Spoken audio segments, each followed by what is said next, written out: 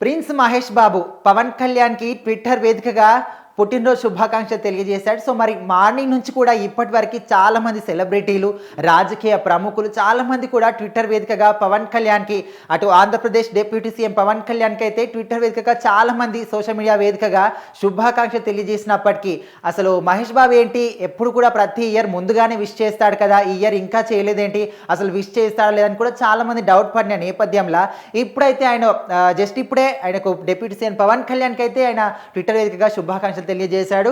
So క్లియర్గా చూసుకోవచ్చు. Happy birthday Pawan Kalyan, may your journey continue to inspire and uplift others, wishing you lots of happiness and good health అనే విధంగా ఆయన చెప్పడం జరుగుతుంది.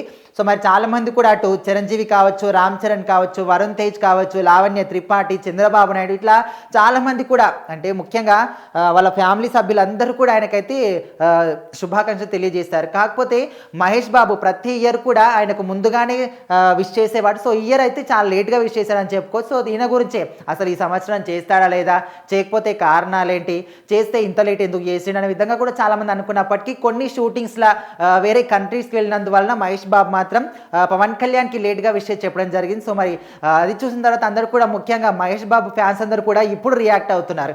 సో మరి పవన్ కళ్యాణ్ ఫ్యాన్స్ అంటే వాళ్ళకున్న క్రేజ్ మాత్రం సపరేట్గా ఉంటుంది. ఎందుకంటే చాలామంది అందరు హీరోల ఫ్యాన్స్ ఎట్లా అంటే ఓన్లీ ఆ హీరో ఫ్యాన్స్ వరకే ఉంటారు. కానీ పవన్ కళ్యాణ్కి అట్లా కాకుండా ప్రతి ఒక్క హీరో ఫ్యాన్ కూడా ఖచ్చితంగా పవన్ కళ్యాణ్ ఫ్యాన్ అయ్యే ఉంటాడు. సో అదేవిధంగా ఇప్పుడైతే మహేష్ బాబు ఆయనకు విషయం చెప్పిన తర్వాత ప్రతి ఒక్క మహేష్ బాబు ఫ్యాన్ కూడా ఇప్పుడు రియాక్ట్ అయ్యి మళ్ళీ పవన్ కళ్యాణ్కి విషయం చెప్పడం ఇలాంటివన్నీ కూడా చేస్తున్నారు. సో మరి ఈరోజు గబ్బర్ సింగ్ సినిమా కూడా రిలీజ్ అయింది. అటు థియేటర్లో కూడా ఫుల్ రచ్చరచ్చ జరిగిపోతుంది. వాళ్ళ విజిల్స్ కావచ్చు, పేపర్లు చించడం కావచ్చు, డ్యాన్సులు కావచ్చు, వాళ్ళ ఫోటోలు, పాలాభిషేకాలు, సో ఇలాంటివన్నీ కూడా చేస్తున్నారు. సో మరి పవన్ కళ్యాణ్ బర్త్డే అంటే ఆంధ్ర రాష్ట్రానికి ఒక పెద్ద పండుగ లాంటిది అనమాట. సో ఇన్ని రోజుల పాటు ఒక సినిమా హీరో బర్త్డే కానీ చూసేవాళ్ళు, ఇప్పుడు ఆంధ్రప్రదేశ్ రాష్ట్రానికి డిప్యూటీ సీఎం అయిన తర్వాత తొలిసారి బర్త్డే వచ్చింది కాబట్టి దీని ఒక పెద్ద పండుగలా కూడా అందరు జరుపుకుంటున్నారు.